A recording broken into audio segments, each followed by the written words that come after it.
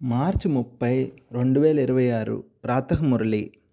మధురమైన పిల్లలు, శివబాబా ద్వారా రచింపబడిన ఈ రుద్రయజ్ఞాన్ని మీరు చాలా సంభాళించాలి. ఇది స్వరాజ్యాన్ని పొందేందుకు అనంతమైన యజ్ఞము. ప్రశ్న: ఈ రుద్రయజ్ఞం పట్ల ఎటువంటి పిల్లలకు గౌరవం ఉంటుంది? జవాబు: ఎవరికైతే ఈ రుద్రయజ్ఞం యొక్క విశేషతల గురించి తెలుసో వారికి గౌరవం ఉంటుంది.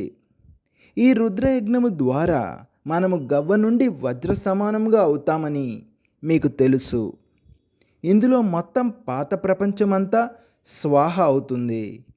ఈ పాత శరీరాన్ని కూడా స్వాహ చేయాలి.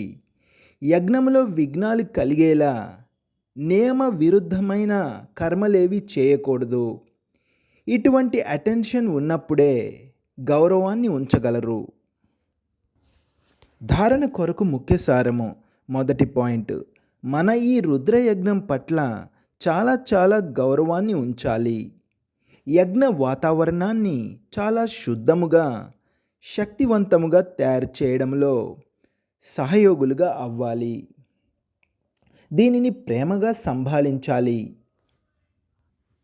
రెండో పాయింట్: మీ వద్ద ఏదీ దాచిపెట్టుకోకూడదు. హృదయం స్వచ్ఛముగా ఉన్నట్లయితే సర్వ మనోకామనలు నెరవేరుతాయి. ఈ యజ్ఞంలోని ఒక్కొక్క పైసా అమూల్యమైనది. అందుకే ఒక్క పైసాని కూడా వ్యర్థము చేయకూడదు. దీన్ని వృద్ధి కోసం సహయోగాన్ని ఇవ్వాలి. వరదానము: 3 కాలాలను ఎదురుగా ఉంచుకొని ప్రతి కార్యంలోనూ సఫలురుగా అయ్యే సదా విజయీభవ. లౌకికంలో కూడా ఎవరైతే తెలివైన వారిగా ఉంటారో వారు ముందు వెనుక ఆలోచించి అర్థం చేసుకొని అప్పుడు అడుగు వేస్తారు.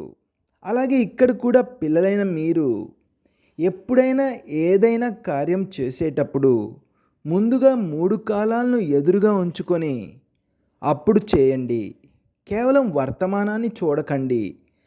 అనంతమైన తెలివిని ధారణ చేయండి మరియు విజయం లభించే తీరుతుంది అన్న నిశ్చయం యొక్క ఆధారంపై మరియు త్రికాలదర్శి స్థితి యొక్క ఆధారముపై ప్రతి కర్మను చేయండి మరియు ప్రతి మాటను మాట్లాడండి. అప్పుడు అలౌకికమైన వారు మరియు అసాధారణమైన వారు అని అంటారు. స్లోగన్: హద్దులోని ఆధారాలను వదిలి ఒక్క తండ్రిని ఆధారంగా చేసుకున్నట్లయితే ఆవలి తీరానికి చేరుకుంటారు. హద్దులోని ఆధారాలను వదిలి ఒక తండ్రిని ఆధారంగా చేసుకున్నట్లయితే ఆవలి తీరానికి చేరుకుంటారు. అవ్యక్త సూచనలు: నిశ్చయమనే పునాదిని దృఢంగా చేసుకొని సదా నిర్భయులుగా మరియు నిశ్చింతగా ఉండండి.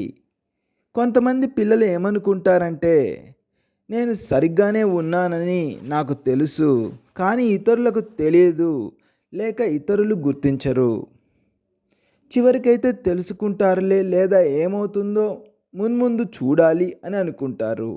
ఇది కూడా జ్ఞానస్వరూప స్మృతి స్వరూప ఆత్మల కొరకు స్వయాన్ని మోసము